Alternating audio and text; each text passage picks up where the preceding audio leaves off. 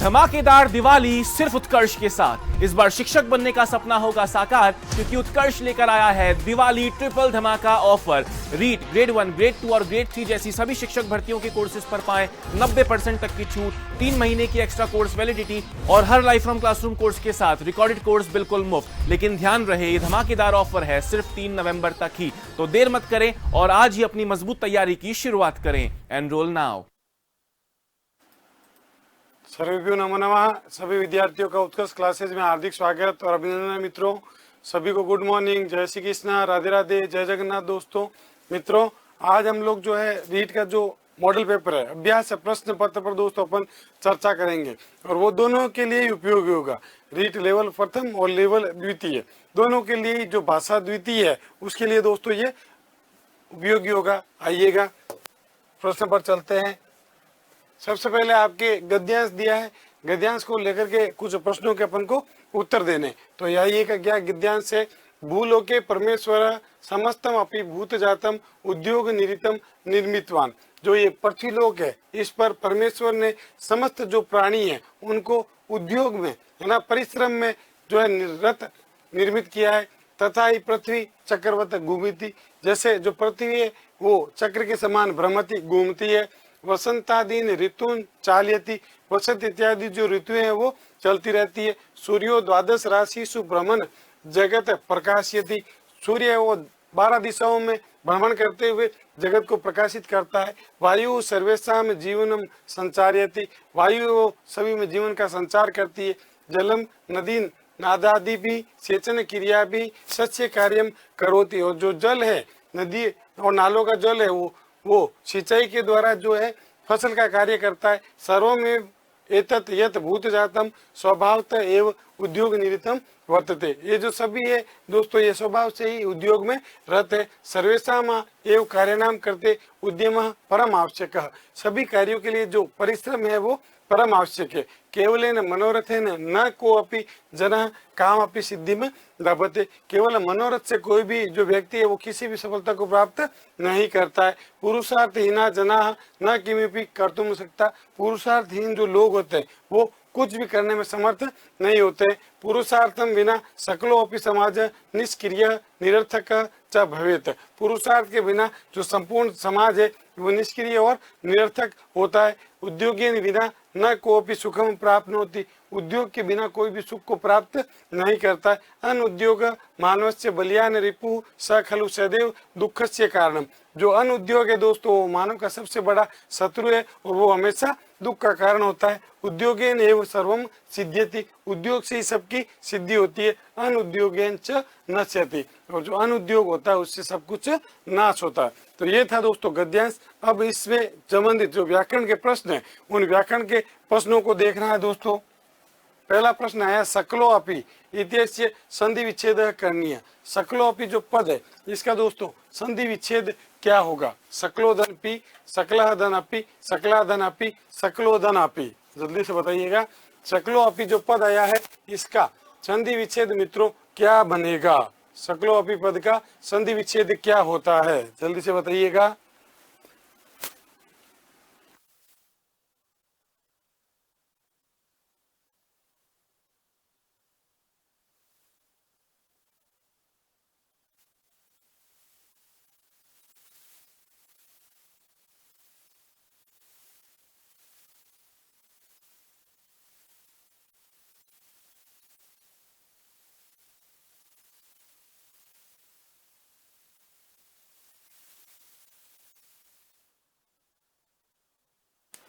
तो इसका जो सही विकल्प होगा दोस्तों वो अपन क्या लेकर के करेंगे? सकलह धन अपि। हालांकि ये भी सही है, ये सकलो धन अपि ये भी सही है, पर दोनों में से यदि पूछे कि ज्यादा सही कौन सा उत्तर होगा तो करेंगे अपन सकलह धन अपि। यहाँ पर जो है उत्व संधि का प्रयोग हुआ है, उत्व विसर्ग संधि। उत्व विसर्ग संधि सूत्र होता है दोस्तों अतोरोर प्लुताद प्लुते। क्या नियम होता है? अतोरोर प्लुताद प्लुते। ये सूत्र दोस्तों क्या कहता है? ये सूत्र कहता है मित्रों अ प्लस रू प्लस अ मतलब रू के पहले भी है, रू के बाद में भी है, तो रू बदलेगा ऊ में। रू किसमें बदलेगा? ऊ में। फिर अ और ऊ को गुण आदेश होगा तो ओ बनेगा। और ओ के बाद जो अ होता है पूर्व रूप संधि होती है, वो किसमें बदलता है? अवग्रह में बदलता है। पहले ऊ को रू को ऊ में बदलना है, फिर अ ऊ को ओ में बदलना है, और अ को बदलना है अवग्रह में। जैसे आपका था सकलस, मूल रूप से होता है सकलस धन अपि, तो ये पद के अंत में स था, स बदल गया रू में, सकल। अब रू है वो बदलेगा दोस्तों ऊ में, सकल ऊ। फिर अ और ऊ बदलेगा ओ में, तो हो जाएगा सकलो। फिर ये अ बदलेगा अवग्रह में, बन जाएगा सकलो धन अपि, या सकलस की जगह सकलह भी आ सकता है, दोनों ही करेक्ट है। सकलह या सकलस, ज्यादा करेक्ट होगा सकलस। यहाँ अपन संधि करेंगे तो ये हो जाएगी पूर्व रूप संधि, सकलो धन अपि, ये पूर्व रूप संधि का हो जाएगा। और सकलह धन अपि करेंगे तो सीधा सीधा ये कौन सी संधि हो जाएगी? उत्व विसर्ग संधि हो जाएगी। तो दोनों में से यदि ज्यादा करेक्ट पूछा जाए तो ज्यादा करेक्ट होगा दोस्तों सकलह धन अपि। तो यहाँ अपन बी जो ऑप्शन है उसको लेकर के सही करेंगे। फिर आइएगा निर्मितवान इत्यत्र कह प्रत्यय। निर्मितवान पद में कौन सा प्रत्यय? नवुल, सानच, तवतु या सत्री। जो निर्मितवान पद आया दोस्तों, निर्मितवान पद में किस प्रत्यय का प्रयोग किया गया है? नवुल है, सानच है, तवतु है या सत्री है? जल्दी से उत्तर दीजिएगा। निर्मितवान जो शब्द आया है इसमें पीछे आपको त्वान दिखाई दे रहा है, त्वान दिखाई दे रहा है, तो त्वान दिखाई दे रहा है तो कौन सा प्रत्यय हो जाएगा? तवतु प्रत्यय होगा। कौन सा? क्योंकि नवुल में दिखाई देता है अकह, सानच में दिखाई देता है आन या मान, तवतु में पुल्लिंग में त्वान, स्त्रीलिंग में त्वति और नपुंसकलिंग में त्वत, और सत्री में पुल्लिंग में अन, नपुंसकलिंग में अत दिखाई देता है। और जो सत्री त और तवतु प्रत्यय होते हैं उनकी दोस्तों निष्ठा संज्ञा होती है, त तवतु निष्ठा। सूत्र के अनुसार तव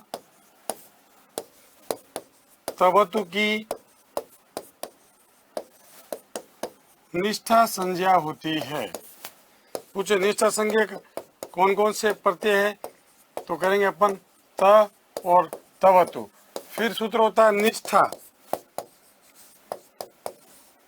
ये सूत्र कहता है धातु से परे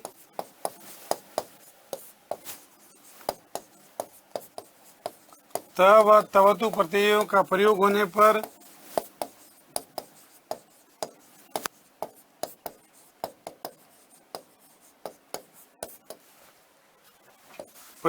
पर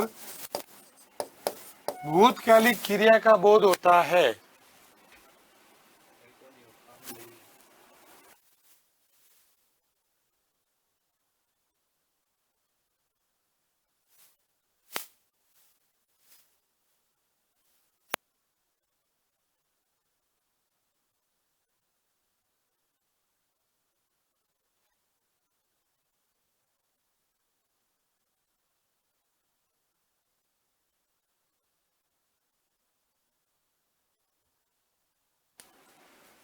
इसका प्रयोग करेंगे तो भूतकालिक क्रिया का बोध होता है।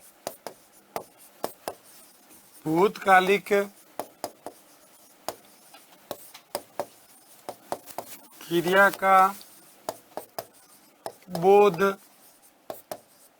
होता है। धातु से परे जब त और तवतु का प्रत्यय का प्रयोग होगा दोस्तों, तो कौन सी? जो भूतकालिक मतलब भूतकाल में कौन कौन से प्रत्यय प्रयुक्त होते हैं, तो आप लेकर के करेंगे त और तवतु प्रत्ययों का प्रयोग कहाँ किया जाता है मित्रों? भूतकाल में किया जाता है। कहाँ होता है? भूतकाल में किया जाता है। फिर आइएगा अगले प्रश्न पर चलते हैं। अनुद्योग इत्यत्र कः समासः? बहुव्रीहि, कर्मधारय, नए तत्पुरुष या उपपद समास। अनुद्योग, प्रारंभ में आपको अन दिखाई दे रहा है, मतलब प्रारंभ में नए दिखाई दे रहा है। नए दिखाई दे रहा है तो कौन सा समास होगा दोस्तों? न उद्योग इति अनुद्योग समास विग्रह होगा। न उद्योग इति अनुद्योगः।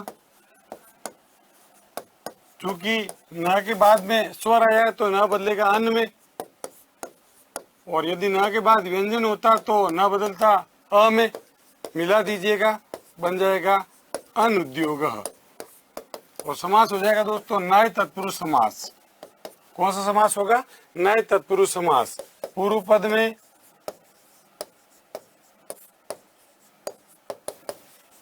नए निपात तथा उत्तर पद के अर्थ की प्रधानता होने पर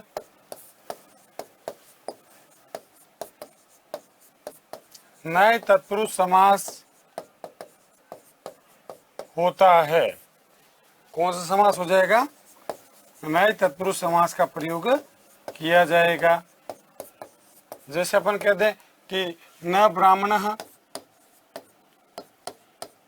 इति अब्राह्मणः, क्योंकि न के बाद ब व्यंजन आया है इसलिए न बदलेगा अ में, बन जाएगा अब्राह्मणः। इसी तरह न सुखम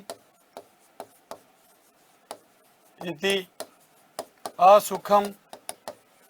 इसी तरह अपन कह सकते हैं न सत्यम इति असत्यम, या न उपकारः इति अनुपकारः, क्योंकि बाद में स्वर आया है। बाद में स्वर आएगा तो न बदलेगा अन में, जो बाद में व्यंजन आता है तो न बदलता है अ में। जो बहुव्रीहि समास होता है दोस्तों वो अन्य पदार्थ प्रधान होता है। कर्मधारय में पूर्व पद और उत्तर पद में विशेषण विशेष्य या उपमान उपमेय भाव संबंध रहता है, और उपपद समास में उपपद रहेगा। फिर आइएगा उद्योगेन एव इत्यत्र क संधि। उद्योगेन एव पद में कौन सी संधि है? वृद्धि, गुण, पररूप या यन संधि? जल्दी से बताइएगा।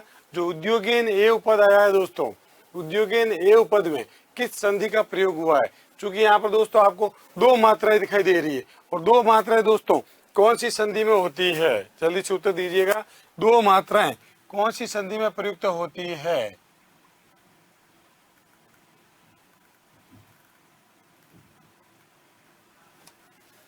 दो मात्राएं कौन सी संधि में होती है? बहुत बढ़िया सर, वृद्धि संधि में होती है। बहुत ही अच्छे। दो मात्राएं दिखते ही आपको वृद्धि करनी है। उद्योगेन धन एव, उद्योगेन का अ, एव का ए, दोनों बदलेंगे आई में, और वो बनेगा उद्योगेन आइव। जो वृद्धि संधि होती है दोस्तों, वृद्धि संधि का जो सूत्र होता है वो होता है वृद्धि रेचि। ये वृद्धि रेचि सूत्र क्या कहता है मित्रों? कि यदि अ के बाद ए या आई आता है तो दोनों के स्थान पर आई एकादेश होगा। प्लस के पहले अ या आ, बाद में ए या आई में। दूसरा नियम कहता है अ के बाद यदि ओ औ आता है तो दोनों बदलेंगे दोस्तों औ में। किसे बदलेगा? औ में। ये भी जाएगा, ये भी जाएगा, क्या बन जाएगा? औ। येरा अ, येरा ए, दोनों गए, किसमें बदल गए? आई में, और रू बन जाएगा उद्योगेन एव। संधि हो जाएगी वृद्धि संधि। फिर आइएगा, फिर दोस्तों एक और गद्यांश दिया है। राजस्थानम वीराणाम वीरांगनानाम च भूमि अस्ति। जो राजस्थान है वो वीरों और वीरांगनाओं की भूमि है। अत्र विविधानि ऐतिहासिक स्थलानि अस्मभ्यं गौरवशाली इतिहासस्य परिचयं कारयन्ति। यहाँ के जो विविध ऐतिहासिक स्थल है वो हमें यहाँ के गौरवशाली इतिहास का परिचय करवाते हैं। जैसलमेरु नगरे स्थितम सोनार दुर्गम स्वर्णमयी पीतपाषाणै निर्मितम अद्भुतम दुर्गम अस्ति। जैसलमेर में स्थित सोनार दुर्ग जो सोने जैसी पीले पत्थरों से निर्मित अद्भुत दुर्ग है। जनपदे अस्मिन् सीमावर्ती तनोट मातु मंदिरम तु सर्वेषां भारतीयानां मनसि देशं प्रति गौरव भारम उत्पादयति। और इस जनपद में सीमावर्ती जो तनोत माता का मंदिर है वो सभी भारतीयों के मन में देश के प्रति गौरव जो भाव है वो उत्पन्न करता है। भारतीय शाकम वैदेशिका अत्र आगत्य पटवा पासादान धार मरुस्थलम भाद्रिया स्थाने स्थितम बृहत्तम पुस्तकालयम रामदेवरा स्थानम च प्रतिवर्षम पश्यन्ति। भारतीयों के साथ विदेशी भी विवाह करके पटवा हवेलियां जो धार मरुस्थल भाद्रिया स्थित वो बृहत पुस्तकालय रामदेवरा को यहाँ प्रतिवर्ष देखने आते हैं। विश्व विख्यातम आणविक परीक्षण नगरम पोकर्णस्य समीपस्थम खेतोला स्थानम अपि जैसलमेरु जनपदे दर्शनीयमेव अस्ति। और विश्व विख्यात जो आणविक परीक्षण है दोस्तों वो पोखरण के समीप खेतोला स्थान में जैसलमेर नगर में देखने योग्य स्थान है। सूर्य नगरी रूपेण प्रसिद्धम जोधपुर नगरम अपि ऐतिहासिकम महत्वम धारयति। सूर्य नगरी के रूप में प्रसिद्ध जोधपुर नगर भी अपना ऐतिहासिक महत्व रखता है। मारवाड़ राज्य से राजधानी रूपेण प्रसिद्ध अस्मिन् नगरे मेहरानगढ़ दुर्ग राजस्थान से ताजमहल रूपेण प्रसिद्धम जसवंतरा नामकम स्थानम कायलाना कासार मंडोर उद्यानम च इत्यादि स्थलानि संति। मारवाड़ की राजधानी के रूप में प्रसिद्ध इस जोधपुर नगर में मेहरानगढ़ दुर्ग राजस्थान के ताजमहल के रूप में प्रसिद्ध जसवंतरा नामक स्थान कायलाना झील मंडोर उद्यान इत्यादि स्थल है। वीर शिरोमणि प्रतापस्य मातुल ग्राम पाली नगर में अस्ति। वीर शिरोमणि महाराणा प्रताप के मामा का जो घर है वो पाली नगर में है। पाली जनपदे परशुराम महादेवस्य मंदिरम स्थापत्य दृष्टिया विश्व प्रसिद्धम रणकपुर जैन मंदिरम अपि विद्यते। और पाली में परशुराम महादेव का मंदिर और स्थापत्य की दृष्टि से विश्व प्रसिद्ध रणकपुर जैन मंदिर है। एवं उच्यते यदस्मिन् जैन मंदिरे निर्मितानां स्तंभानां गणना अपि दुष्करम वर्तते। ऐसा कहा जाता है कि जैन मंदिर में निर्मित स्तंभों की गणना करना भी बहुत कठिन है। मारवाड़ अतिरिक्तम मेवाड़ क्षेत्र में भी भ्रमणार्थम गंतुम शक्यते। मारवाड़ के अतिरिक्त मेवाड़ क्षेत्र में भी अपन घूमने के लिए जा सकते हैं। उदयपुर नगरे दुर्गे स्तंभे कासारे च नवनिर्मितम प्रताप गौरव केंद्रम विशेष रूपेण द्रष्टव्यम अस्ति। उदयपुर में दोस्तों जो दुर्ग है स्तंभ है जो जिले हैं और नवनिर्मित प्रताप गौरव केंद्र विशेष रूप से देखने योग्य है। अनेन सार्धम आबू पर्वत जयपुर क्षेत्रम घना पक्षी विहार उत्कृष्टानि विभिन्न मंदिराणि रणथंबो इत्यादीनि अभयारण्यानि च दर्शनीयानि सन्ति। एतेषां दर्शनादेव मनसि आनन्दः गौरवभारं च जायते। एवमेव विश्वस्य प्राचीनतमा अरावली पर्वतमाला राजस्थानम द्विभागयो विभक्तम करोति। इसी प्रकार जो प्राचीनतम अरावली पर्वतमाला है वो राजस्थान को दो भागों में विभक्त करती है। अत्रत्य विशिष्टा लोक संस्कृति सामाजिक रीत्या नृत्यानि च जनान् आकर्षयन्ति। वैदेशिकाः पर्यटकाः अपि गौरवशालीं राजस्थानम नमन्ति। इस तरीके से दोस्तों राजस्थान की कला और संस्कृति से संबंधित जो पैराग्राफ है वो आपकी परीक्षा में पूछा जाएगा। फिर इससे संबंधित प्रश्न देखते हैं। आगत्य पदे प्रत्यय अस्ति। आगत्य पद में किस प्रत्यय का प्रयोग हुआ है? ल्यप, क्यप, त या यत? जल्दी से बताइएगा। यहाँ उपसर्ग भी है, धातु भी है और यह। अब ये यह कौन से प्रत्यय का है दोस्तों?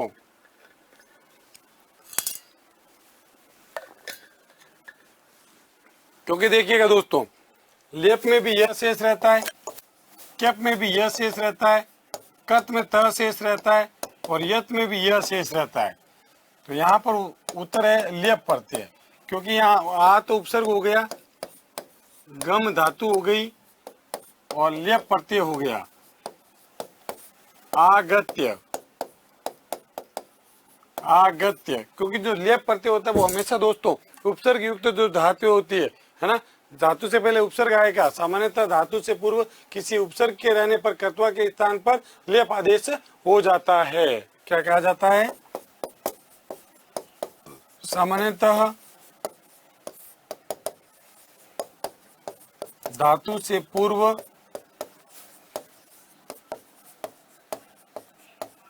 उपसर्ग रहने पर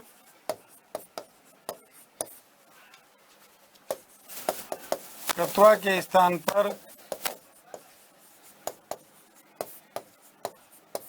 लेप आदेश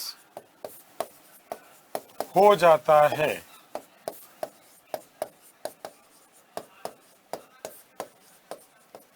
पहले उपसर्ग आएगा, फिर धातु आएगी, फिर लेप का यह शेष रहेगा। तो ये रहा आ उपसर्ग है, गम धातु है और यह किसका है कि सर यहाँ पर लेप प्रत्यय का जो ये यह दिखाई दे रहा है। फिर आइएगा अभयारण्य पदे संधि वर्तते। अभयारण्य पद में संधि है। अभयारण्य धन अभय धन अरण्य, अभ्य धन अरण्य, अभ्या धन अभयारण्य। अभयारण्य कौन सी संधि विच्छेद पूछा गया है। सीधा सीधा मेरे को दोस्तों यहाँ पर आ दिखाई दे रहा है, और आ आपको कौन सी संधि में दिखाई देता है। आ दीर्घ ई दीर्घ ऊ और दीर्घ री कौन सी संधि में मित्रों दिखाई देते हैं। आ दीर्घ ई दीर्घ ऊ दीर्घ री दीर्घ संधि में दिखाई देते हैं। बहुत अच्छे दोस्तों, अभय धन अरण्य, बी ऑप्शन आपने सही बताया। अभय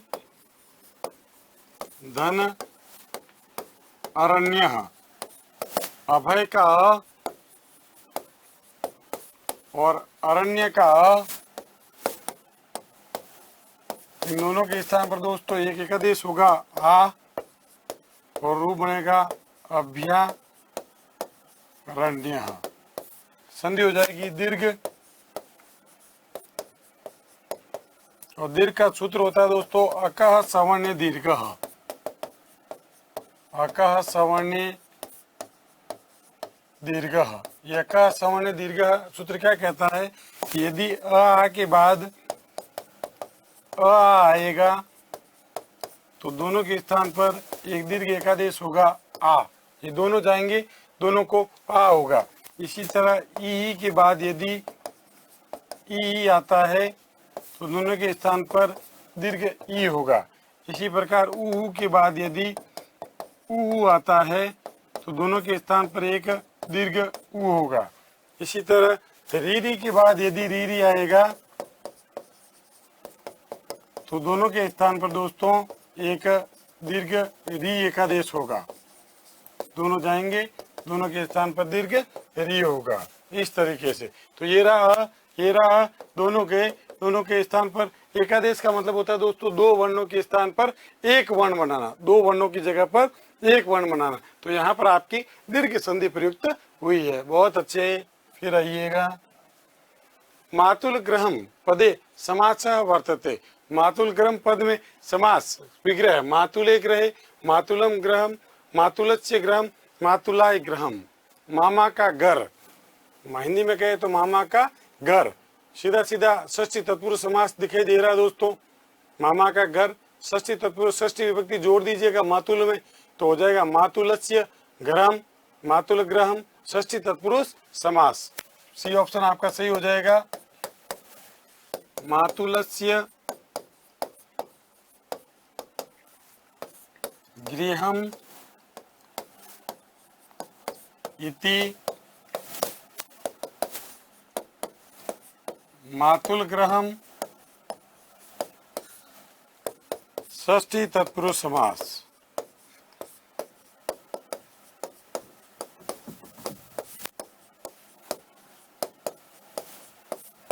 पूर्व पद में षष्ठी विभक्ति तथा उत्तर पद के अर्थ की प्रधानता होती है।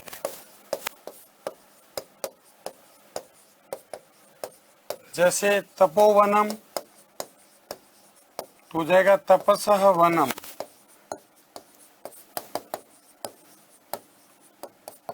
इसी तरह अपन कह सकते हैं मनोविकारः, तो समास विग्रह करोगे षष्ठी विभक्ति का प्रयोग करेंगे मनसः विकारः। इसी तरह अपन कहते हैं राजपुरुषः राज्ञः पुरुषः, राजधानी राज्ञः धानी। इस तरह से कौन सा समास हो जाएगा दोस्तों, षष्ठी तत्पुरुष समास का यहाँ पर प्रयोग किया गया है। फिर आइएगा, सूर्य नगरी वर्तते, अभी गद्यांश में आया था तो बहुत ही आपको पता ही है सूर्य नगरी किसे कहते हैं, जोधपुर को कहते हैं। सूर्य नगरी जोधपुर को कहते हैं। जयपुर होती है गुलाबी नगरी, जयपुर को क्या कहते हैं, गुलाबी नगरी। जो जोधपुर है,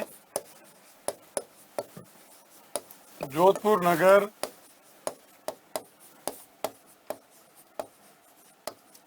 सूर्य नगरी के रूप में, सन सिटी, सूर्य नगरी के रूप में प्रसिद्ध है।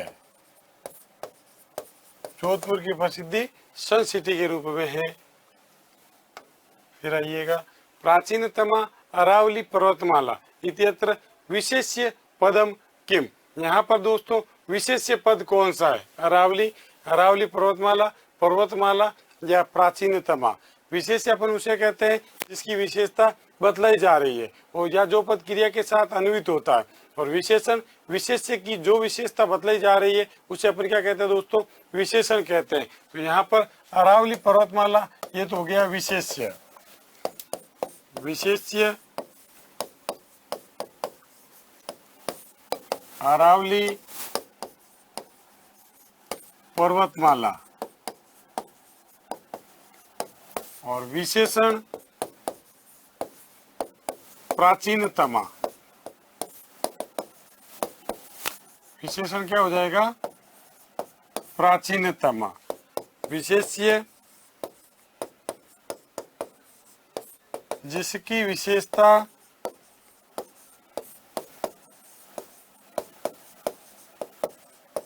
बतलाई जा रही है।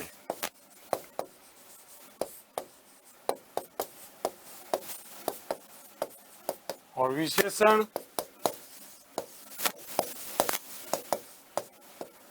विशेष्य की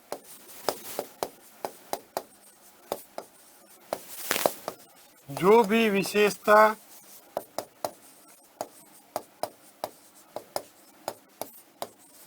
बतलाई जाती है उसे विशेषण कहते हैं। उसे क्या कहेंगे दोस्तों? विशेषण कहेंगे। तो यहाँ अरावली पर्वतमाला विशेष्य हो गया और प्राचीनतमा हो गया वो विशेषण हो गया। द्रष्टव्यम पदे प्रत्ययः अस्ति। दृष्टव्यम पद में प्रत्यय ल्यप, क्यप, कत या तव्यत। तव्य दिख रहा दोस्तों। तव्य किस में दिखाई देता है? क्योंकि ल्यप होगा नहीं, क्योंकि इसमें यह दिखाई देता है। कैप होगा नहीं, क्योंकि इसमें यह दिखाई देता है। कत होगा नहीं, क्योंकि इसमें त दिखाई देता है। क्या होगा? तव्यत, क्योंकि इसमें तव्य, तव्य, धव्य या धव्य दिखाई देता है। तो यहाँ तव्यम दिख रहा है ना? दृश्य धातु है, तव्यत प्रत्यय है, रूप बन जाएगा द्रष्टव्यम। द्रष्टव्य पुल्लिंग में होगा द्रष्टव्य, स्त्रीलिंग में द्रष्टव्या और नपुंसकलिंग में हो जाएगा द्रष्टव्यम। जो तव्यत प्रत्यय होता है वो तो चाहिए या योग्यता अर्थ में प्रत्युक्त होता है। तव्यत प्रत्यय चाहिए या योग्यता अर्थ में, भाववाच्य व कर्मवाच्य में, भाववाच्य व कर्मवाच्य में प्रयुक्त होता है। सूत्र होता है तव्यत तव्या निरह। तव्यत तव्या निरह चाहिए और योग्यता अर्थ में, भाव और कर्मवाच्य में दोस्तों इस तव्यत प्रत्यय का प्रयोग किया जाता है। बहुत अच्छा प्रश्न है दोस्तों, बार बार परीक्षा में पूछा जाता है, क्योंकि यहाँ पर री है और यहाँ पर री को र आदेश हो गया है, इसलिए रूप बन गया द्रष्टव्यम। फिर आइएगा सकीन पदे विभक्ति अस्ति। जो सकीन पद है दोस्तों इसमें विभक्ति है। प्रथमा बहुवचन, द्वितीय बहुवचन, तृतीय बहुवचन या द्वितीय द्विवचन। सकीन पद में कौन सी विभक्ति और वचन है दोस्तों? सखा, सखायु, सखायः। सखी शब्द इकारांत पुल्लिंग शब्द है दोस्तों, इकारांत पुल्लिंग शब्द है। सखी प्रथमा विभक्ति में होगा सखा, सखायौ, सखायः। प्रथमा विभक्ति में रूप चलेंगे सखा, सखायौ, सखायः। द्वितीय में सखायम। द्वितीय का जो एक वचन होगा सखायम, सखायौ।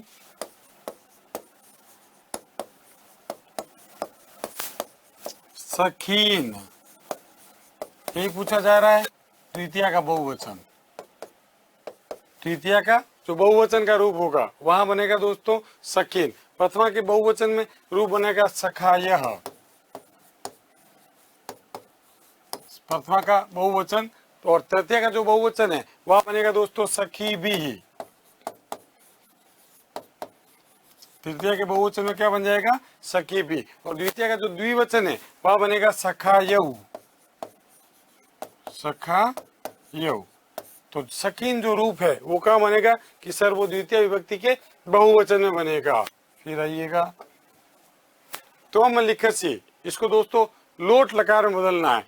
त्वम लिखसी ये किस में आया है? सर ये लट लकार में आया है। लट लकार मध्यम पुरुष एक वचन में जो होता है त्वम होता है दोस्तों, तो इसका लोट लकार में क्या बनेगा? लिखसी। त्वम तो त्वम में ही रहेगा, है ना। जो लिखसी है उसको बदल दीजिएगा, लोट लकार मध्यम पुरुष से एक वचन में, लिखसी का क्या बन जाएगा? लिख बनेगा, त्वम लिख। क्योंकि जो लिखसी दिया है दोस्तों वो लिख धातु लट लकार मध्यम पुरुष एक वचन का रूप है। तो अपन जब लिख धातु लोट लकार मध्यम पुरुष एक वचन की बात करेंगे तो वह बनता है लिख। लिखतु लिखताम लिखंतु, लिख लिखतम लिखत। तो मध्यम पुरुष का एक वचन तो तुम ही रहेगा। और जो लिखसी है वो किसमें बदल जाएगा दोस्तों? लोट लगा के मध्यम पुरुष के एक वचन में क्या रूप बन जाए कि सर इसमें लिख रूप लेकर के निष्पन्न होता है। लिख रूप लेकर के निष्पन्न होगा। फिर चलते आगे, नेक्स्ट प्रश्न देखिएगा। उत्कृष्ट दिवाली धमाका ऑफर दोस्तों, ऑफर केवल 24 अक्टूबर से 3 नवंबर तक, 24 से लेकर के 3 नवंबर तक का ही ऑफर है दोस्तों। ये 3 नवंबर तक का ही, आज तक का ही, आज दोस्तों लास्ट ऑफर है 3 नवंबर। उत्कृष्ट बुकशाला की रीड की पुस्तकों पर 80% तक का दोस्तों डिस्काउंट दिया जाएगा। आप भले इंग्लिश की टीचिंग मेथड लें, आप रीड की लें, जो है संस्कृत की पर्यावरण अध्ययन ले, विज्ञान की ले, हिंदी शिक्षण विद्या, सामाजिक अध्ययन या बाल विकास या शिक्षण विद्या, 80% तक का दोस्तों आपको डिस्काउंट उपलब्ध कराया जा रहा है। कहां से कहां तक? 24 अक्टूबर से लेकर के 3 नवंबर तक। केवल आज का बचा दोस्तों 3 नवंबर का, कल आपको ये ऑफर उपलब्ध नहीं होगा। फिर आइएगा, उत्कृष्ट बुकशाला की रीड की पुस्तकों पर 80% तक का डिस्काउंट। आप दोस्तों भले रीड की गणित विज्ञान की पुस्तक ले, आप सामाजिक अध्ययन की पुस्तक लीजिएगा तो 80% तक का जो डिस्काउंट है दोस्तों वो केवल आज 3 नवंबर, आज लास्ट डेट है दोस्तों। यदि किसी ने बुक नहीं परचेज की है तो जल्दी से जल्दी बुक परचेज कीजिएगा मित्रों। 1000 इतिहास का संख्या वर्तते। 1000 को संस्कृत में क्या कहते हैं? कोटि, शतम, सहस्त्रम या अर्बुदम। 1000 कोटि का मतलब तो 1 करोड़ हो गया, करोड़ हो गया। शतम का मतलब 100 हो गया, शतम का मतलब हो गया 100। और 1000 को कहते हैं दोस्तों सहस्त्रम। और अर्बुदम हो जाएगा 10 करोड़। अर्बुदम लेकर के किसको कह देंगे दोस्तों? जो 10 करोड़ का अर्बुदम। सहस्त्रम का मतलब है 1000, 1000। सहस्त्रम को क्या कह देंगे? 1000। तो यहाँ पर आपका ऑप्शन सी लेकर के सही करेंगे, सहस्त्रम। फिर आइएगा, इच्छु यशानाम वर्णानाम इच्छु उच्चारण स्थानम वर्तते। इच्छु यशानाम कंठ, मूर्ध, दंत, तालु। सूत्र इच्छु यशानाम क्या होता है? उच्चारण स्थान ई वर्ण, च वर्ग, य और स का उच्चारण स्थान क्या होता है? जल्दी से बताइएगा। बहुत ही बढ़िया, तालु होता है। इच्छु यशानाम देखो कंठ होता है, अकुह विसर्जनीय नाम कंठ, ये तो रट गए होंगे आपको। अकुह विसर्जनीय नाम कंठ, ऋतु रसाणाम मूर्धा, ऋतु रसाणाम मूर्धा ऋतुलसानाम दंताः लीवण तवर्ग ल और स इचु यसानाम तालु इवन चवर्ग य और स। इनका जो उच्चारण स्थान होता है दोस्तों वो क्या माना गया है कि सर वो तालु माना गया है। फिर आइएगा माहेषु सूत्रेषु हकारादिषु अकारः भवति। माहेषु सूत्रों में ह इत्यादि वर्णों में जो अवर्ण का प्रयोग क्यों किया जाता है? लेखनार्थ, पठनार्थ, उच्चारणार्थ या न को अपि। जल्दी से बताइएगा। माहेषु सूत्रों में हकारादि वर्णों में अवर्ण का प्रयोग मात्र किसके लिए किया जाता है? मात्र हकारादिषु अकारः उच्चारणार्थ। क्या कहा जाता है दोस्तों? हकारादिषु अकारः उच्चारणार्थ। अर्थात हकारादि वर्णों में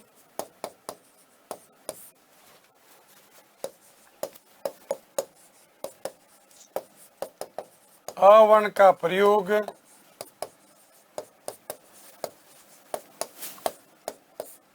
मात्र उच्चारण के लिए किया जाता है। हकारादि वर्णों में जो अवर्ण है दोस्तों, क्योंकि व्यंजन जितने भी होते हैं वो अर्धमात्रिक होते हैं। व्यंजनों का जो उच्चारण काल होता है दोस्तों वो आधा सेकंड होता है और आधे सेकंड में किसी भी वर्ण का उच्चारण करना संभव नहीं है। इसलिए व्यंजनों को उच्चरित होने के लिए किसका सहारा लेना पड़ता है? स्वरों का सहारा लेना पड़ता है। इसलिए यहाँ पर जो है ना माहेषु सूत्र ह य व र ट, हालांकि ये सब ह य व र ये सब हलंत है। इसमें अवर्ण का प्रयोग क्यों किया गया? केवल उच्चारण के लिए, केवल और केवल उच्चारण के लिए यहाँ पर दोस्तों है वो अवर्ण का प्रयोग किया गया है। बहुत ही अच्छा प्रश्न है दोस्तों, परीक्षा में पूछे जाने लायक प्रश्न है। मैं शाम को भोजन करूंगा। संस्कृत में अनुवाद कीजिएगा। मैं शाम को भोजन करूंगा। हम सायकाले भोजनम करोति। करोति होगा नहीं क्योंकि कर्ता आ गया अहम, उत्तम पुरुष का एक वचन का कर्ता है तो क्रिया भी उत्तम पुरुष एक वचन की होगी। अहम सायकाले भोजनम करिष्यामि। बी विकल्प आपका लेकर के सही हो जाएगा, क्योंकि करिष्यामि जो अहम के अनुसार लृट लकार में दोस्तों इसका बहु प्रयोग किया गया है ना। ये कर्तृवाच्य का वाक्य है। प्रस्तुत वाक्य कर्तृवाच्य का है। कर्तृवाच्य में कर्ता में प्रथमा विभक्ति,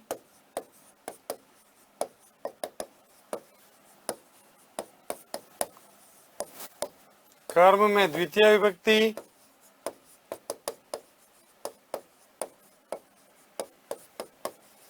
तथा क्रिया का प्रयोग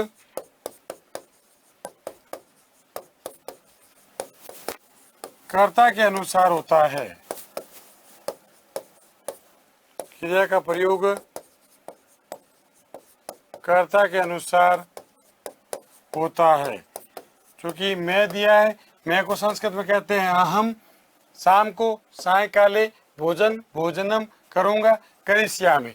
क्योंकि जो यह क्रिया है वो लिट लकार में आई है भविष्यत काल में, लिट लकार, और उत्तम पुरुष का एक वचन, क्योंकि कर्ता उत्तम पुरुष एक वचन का है तो क्रिया आएगी उत्तम पुरुष एक वचन में, उत्तम पुरुष के एक वचन में। जैसा कर्ता वैसी क्रिया, जैसा कर्ता होता है वैसी क्या होती है दोस्तों?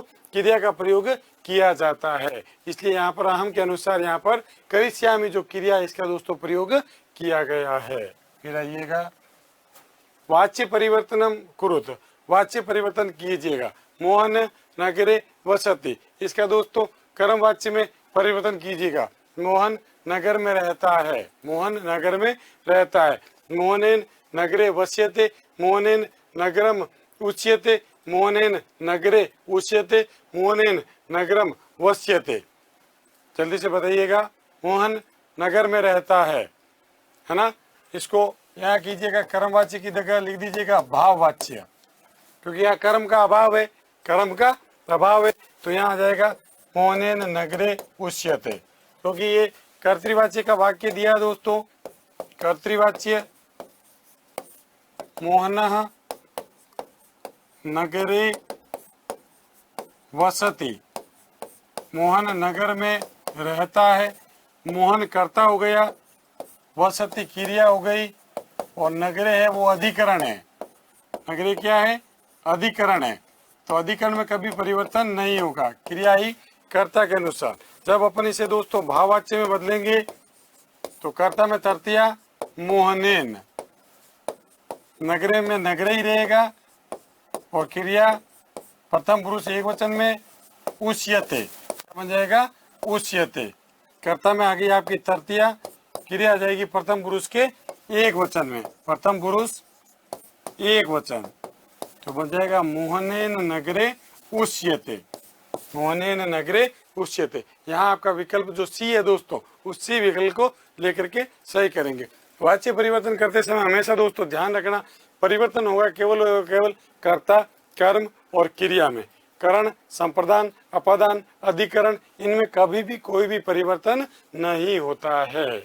फिर आइएगा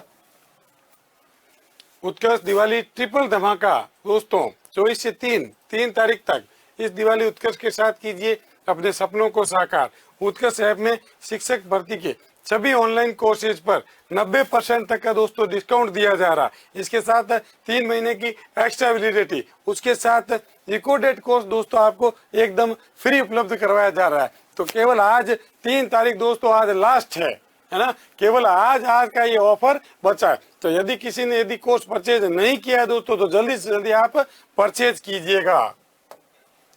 फिर आइएगा उत्कर्ष बुकशाला की ग्रेड 1, 2 और 3 की पुस्तकों पर 80% तक का दोस्तों डिस्काउंट दिया जा रहा है। आप भले व्याख्याता इंग्लिश की लेवे, शिक्षक 2nd ग्रेड अर्थव्यवस्था, 2nd grade English, 3rd grade मुख्य भर्ती परीक्षा और 3rd ग्रेड मुख्य भर्ती परीक्षा लेवल द्वितीय हिंदी की पुस्तक, यहाँ पर 80% तक का दोस्तों डिस्काउंट दिया जा रहा है। तस्मै गुरुवे नमः, यहाँ पर दोस्तों प्रश्न निर्माण करना है। क्या आएगा? कस्मात, कस्मै, अयम या तस्यै। यहाँ देखिए गुरुवे आया दोस्तों चतुर्थी के एक वचन में, तो चतुर्थी के एक वचन में हो जाएगा कस्मै। क्या बन जाएगा? कस्मै। जो नमः शब्द होता है, नमः शब्द के योग में चतुर्थी विभक्ति होती है, तो किम शब्द का पुल्लिंग में चतुर्थी विभक्ति एक वचन में कस्मै रूप बनता है। नमः के योग में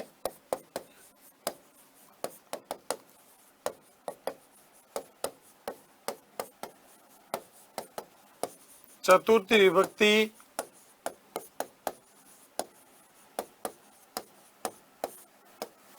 होती है। किम शब्द पुल्लिंग चतुर्थी विभक्ति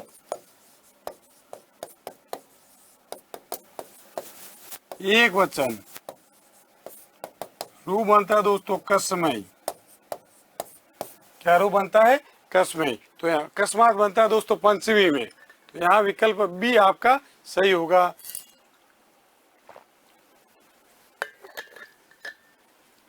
बी विकल्प को अपन लेकर के सही करेंगे कि कस्मै आ जाएगा, तस्मै कस्मै नमः।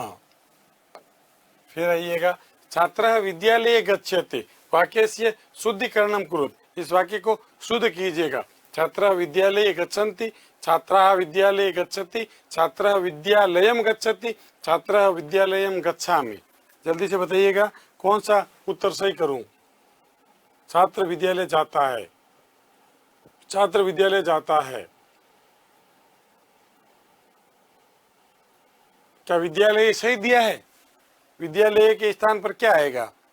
छात्र को विद्यालय अच्छा लगता है। कर्तु इप्सिततमम कर्म, कर्ता के द्वारा अभीष्टतम कारक की कर्म संज्ञा होती है, और कर्मणि द्वितीय, अनुक्त कर्म में द्वितीय विभक्ति होती है। तो यहाँ विकल्प सी होगा, छात्र विद्यालयम गच्छति। विद्यालय पद में द्वितीय विभक्ति का प्रयोग किया गया है। सूत्र होता है कर्तु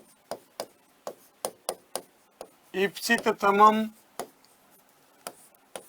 कर्म, सूत्र के अनुसार कर्ता की क्रिया द्वारा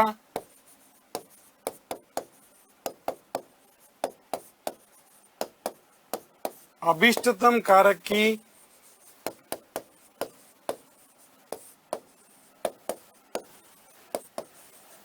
कर्म संज्ञा होती है।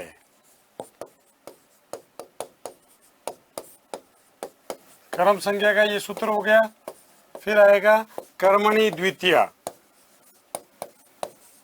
अनुक्त कर्म में द्वितीय विभक्ति होती है।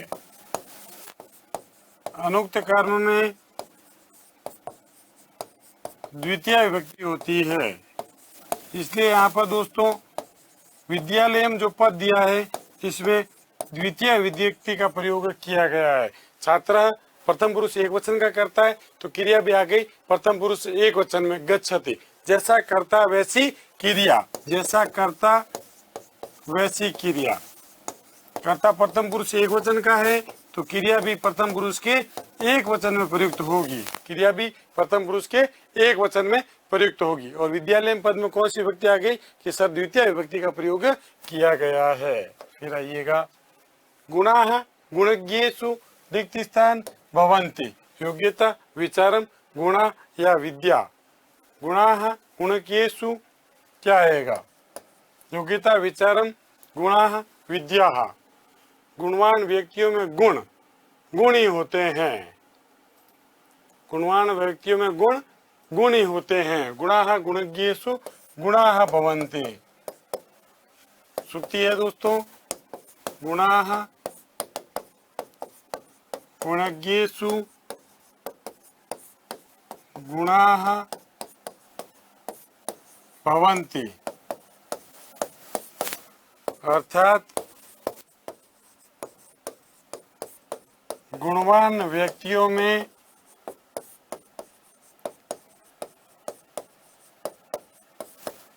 गुण गुण ही होते हैं। सद्गुण होंगे वो सद्गुण ही रहेंगे, और जैसे ही वो किसी दुष्टि को हो जाएंगे वो किस में बदल जाएंगे कि सर वो दुर्गुणों में बदल जाएंगे। वो किससे बदल जाएंगे? दुर्गुणों में। तो यहाँ पर आपका विकल्प सी लेकर के सही करेंगे कि यहाँ पर गुणा होगा। फिर आइएगा संस्कृत भाषा शिक्षण से सिद्धांत अस्ति। संस्कृत भाषा शिक्षण का कौन सा सिद्धांत है? कठिनता सरलम च सिद्धांत, स्वाभाविकता या सिद्धांत, आगमनात् निगमनपति या वैशेषिक। कौन सा यहाँ पर दोस्तों सिद्धांत है? किसी भी भाषा को सीखने में मानव की स्वाभाविकता होती है दोस्तों। इसके कारण ही जो बालक है मातृभाषा का ज्ञान भी सीख जाता है। और ये कौन सा सिद्धांत कहलाता है दोस्तों? स्वाभाविकता का सिद्धांत कहलाता है ना। स्वाभाविकता का सिद्धांत है ना। क्या कह रहे हैं? किसी भी भाषा को सीखने में मानव की स्वाभाविकता होती है।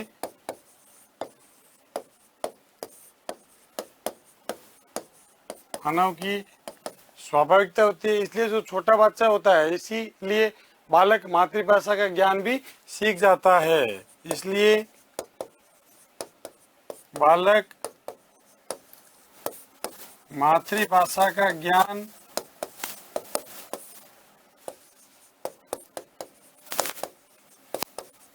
सीख जाता है।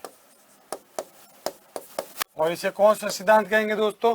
इसे स्वाभाविकता का सिद्धांत कहते हैं। और यह स्वाभाविकता का सिद्धांत कहलाता है। यह स्वाभाविकता का सिद्धांत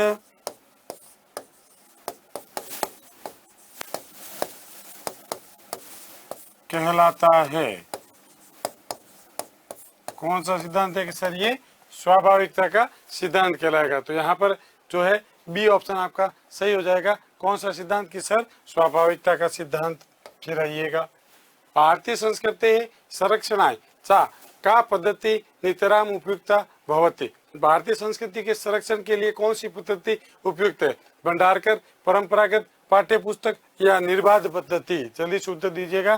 भारतीय संस्कृति के संरक्षण के लिए कौन सी विधि दोस्तों ज्यादा जरूरी है? भारतीय संस्कृति के संरक्षण के लिए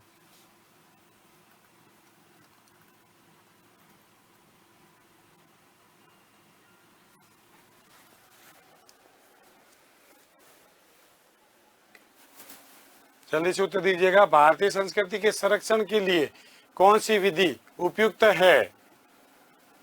जल्दी से उत्तर दें। भारतीय संस्कृति की रक्षा के लिए जो परंपरागत अध्ययन पद्धति है वो उपयुक्त है। परंपरागत अध्ययन पद्धति भारतीय संस्कृति की रक्षा के लिए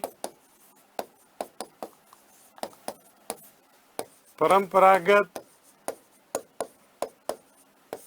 अध्ययन पद्धति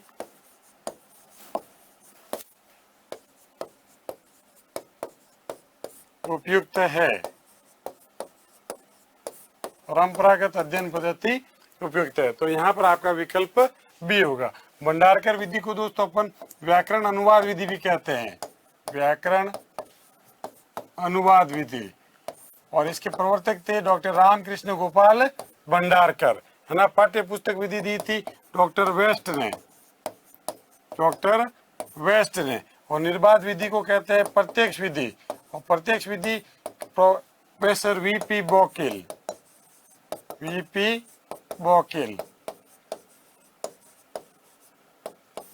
और व्याकरण अनुवाद विधि डॉक्टर रामकृष्ण गोपाल भंडारकर, डॉक्टर रामकृष्ण गोपाल भंडारकर। इसीलिए इस विधि का नाम क्या रख दिया गया था दोस्तों? भंडारकर विधि इसका नाम रख दिया गया। फिर आइएगा, शिक्षणे सौलभ्य संपादनम इति कस्याः पद्धतेः उद्देश्यम् अस्ति? शिक्षण में सुलभता किस पद्धति का उद्देश्य? निर्बाध विधि, भंडारकर पद्धति, पाठ्य पुस्तक पद्धति या परंपरागत पद्धति? शिक्षण में सुलभता हो, यह किस पद्धति का उद्देश्य है? शिक्षण में सुलभता हो, किसका उद्देश्य है? जल्दी से उत्तर दीजिएगा। शिक्षण में सुलभता हो, यह किस विधि का उद्देश्य है?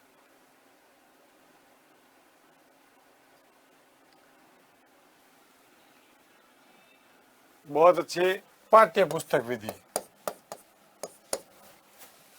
शिक्षण में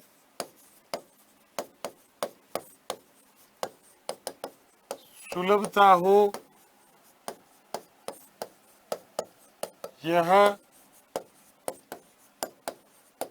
पाठ्य पुस्तक विधि का उद्देश्य है। पाठ्य पुस्तक जो पद्धति है उसका उद्देश्य माना गया है। और अभी बनाया, इसके जो जनक है डॉक्टर वेस्ट महोदय थे। इसके जनक डॉक्टर वेस्ट महोदय थे। पाठ्य पुस्तक विधि किसने दी थी?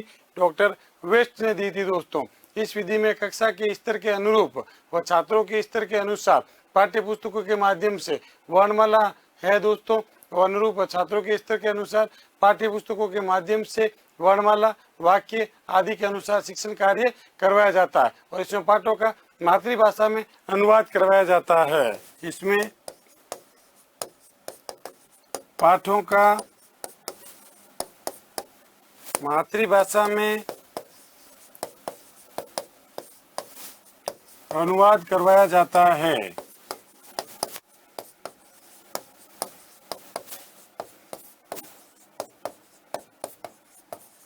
कक्षा स्तर और छात्र स्तर के अनुसार दोस्तों जो है पाठ्य पुस्तकों के माध्यम से शिक्षण कार्य करवाया जाता है। फिर आइएगा, कह शिक्षण सिद्धांत मानसिक विकारे तीव्र गतिम आददाते? कौन सा शिक्षण सिद्धांत मानसिक जो विकास है उसमें तीव्र गति प्रदान करता है? अभ्यासस्य रुचेः सिद्धांत, मौखिक कार्य सिद्धांत, सक्रियता सिद्धांत। कौन सा सिद्धांत मानसिक विकास को तीव्र गति प्रदान करता है? जल्दी से बताइएगा।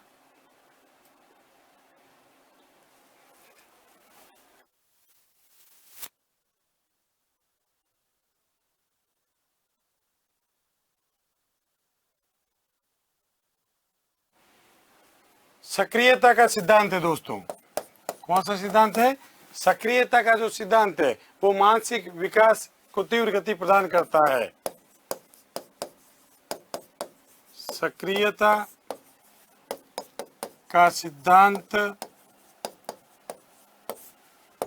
मानसिक विकास को तीव्र गति प्रदान करता है। ये भी अच्छा प्रश्न है दोस्तों, कई बार पूछा गया प्रश्न है। फिर आइएगा, दृश्य श्रव्य साधनेषु प्रमुखम साधनम अस्ति। दृश्य श्रव्य साधनों में प्रमुख साधन कौन सा है? आकाशवाणी, पुस्तक, दूरदर्शन या श्याम फलक? बहुत सरल सा प्रश्न है दोस्तों। दृश्य श्रव्य साधनों में, दृश्य साधनों में तो सर्वोत्तम हो गया दोस्तों आपका श्याम पट। और दृश्य श्रव्य साधनों के मित्रों यहाँ पर बात की जा रही है। और जो पुस्तक है वो भी दोस्तों दृश्य साधन है, ठीक है ना। नाटक है, चलचित्र है, ये आपके दृश्य श्रव्य साधन है। कैसे साधन है? दृश्य श्रव्य साधन है। तो यहाँ दूरदर्शन हो जाएगा, दूरदर्शन हो जाएगा, ठीक है ना। ये दृश्य साधन है। आकाशवाणी श्रव्य हो गया, दूरदर्शन दृश्य भी है, श्रव्य भी है, और श्याम फलक दृश्य साधन हो गया। दूरदर्शन के अलावा अपन नाटक कह सकते हैं, चलचित्र कह सकते हैं, है ना, ये भी दृश्य साधन है, दृश्य श्रव्य। तो यहाँ पर आपका विकल्प सी सही हो जाएगा। दृश्य श्रव्य साधनों में जो प्रमुख साधन है वो कौन है? कि सर वो दूरदर्शन माना जाएगा। फिर आइएगा, उत्कृष्ट दिवाली धमाका ऑफर 24 अक्टूबर से 3 नवंबर आज लास्ट डेट है दोस्तों। उत्कृष्ट ऐप ने सभी टेस्ट सीरीज पर भी दोस्तों आपको 90% तक का डिस्काउंट दिया जा रहा है। कोई सी भी आप टेस्ट सीरीज खरीदिएगा आपको 90% तक का डिस्काउंट दिया जाएगा। इसी तरह टेस्ट सीरीज कौन कौन सी 90%? आरपीएससी फर्स्ट ग्रेड जीके का पेपर, नॉर्थ सेट, रीट का जो है दोस्तों लेवल फर्स्ट का, जो आरआरबी एनटीपीसी एग्जाम, पशु परिचर, इनकी जो टेस्ट सीरीज है वहां पर अभी आपको दोस्तों 90% तक का डिस्काउंट उपलब्ध करवाया जा रहा है। श्रवण कौशल से प्रमुखम साधनम अस्ति। श्रवण कौशल का प्रमुख साधन श्याम पट्ट, पुस्तकम, गुरुमुखम या चित्रम। श्रवण कौशल का दोस्तों प्रमुख साधन किसको माना गया है? सरल सा प्रश्न है दोस्तों, विकल्प देखोगे तो ही पता चल जाएगा।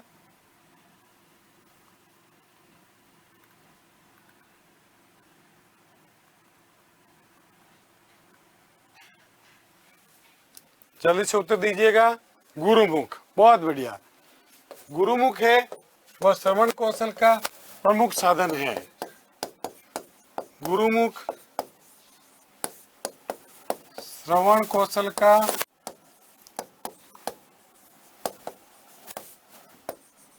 प्रमुख साधन है। आकाशवाणी है, रेडियो है, इसी तरह क्या हो जाएगा? गुरुमुख। फिर आइएगा, उत्पादन कौशलम अस्ति। उत्पादन कौशल कौन से हैं? उत्पादन कौशल क्या होता है? जिसके अंतर्गत अपन संभाषण और लेखन को संक्षिप्त किया जाता है। संभाषण और लेखन, तो यहाँ विकल्प ए अपन सही कहेंगे। उत्पादन कौशल वह कौशल है जिसके अंतर्गत संभाषण और लेखन को संक्षिप्त किया जाता है। संभाषण और जो लेखन है उत्पादन कौशल के आधार स्तंभ है। संभाषण व लेखन उत्पादन कौशल के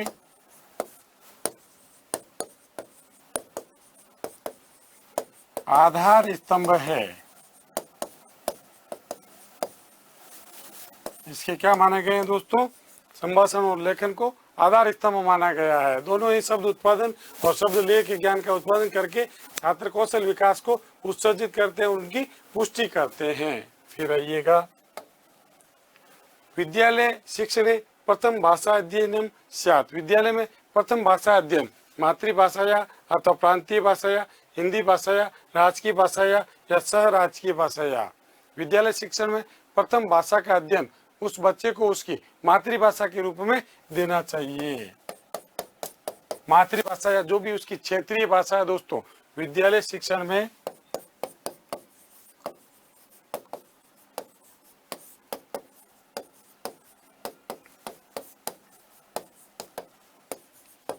जो प्रथम भाषा है दोस्तों, प्रथम भाषा का अध्ययन उस बच्चे को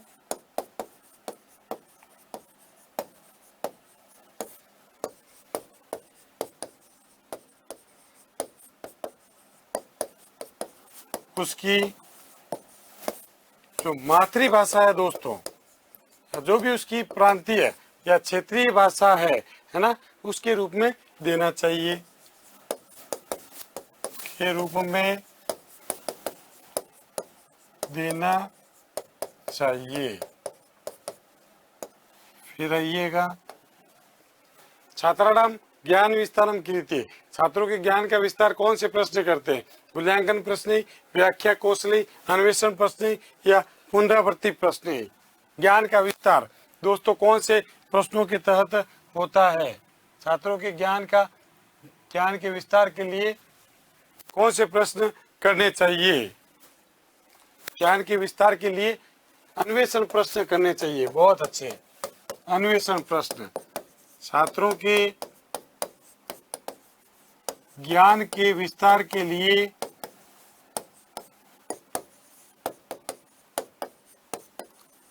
अन्वेषण प्रश्न करने चाहिए। खोजपूर्ण प्रश्न करने चाहिए। अन्वेषण का मतलब है दोस्तों खोजपूर्ण प्रश्न। कौन से प्रश्न? खोजपूर्ण। क्या होगा इससे दोस्तों? इस तरह के प्रश्नों से छात्रों